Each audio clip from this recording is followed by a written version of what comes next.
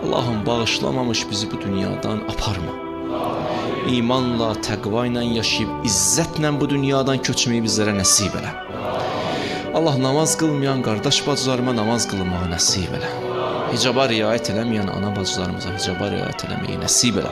Xəstələrimizə tezliklə şifayı acil inayət elə.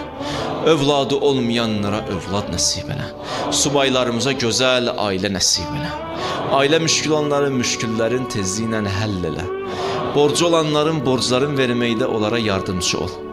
Evsiz qardaşlarımıza ev nəsib elə. İşsiz qardaşlarımıza iş nəsib elə. Sıxıntıda olan möminlərimizə İmam Musa Kazım hörmətinə özlərinə fərəc, ailələrinə səbr bəxş elə. Allahım, burada xidmət edən qardaşlarım var. Bu xidmətləri onlardan ali dərəcədə qəbul elə.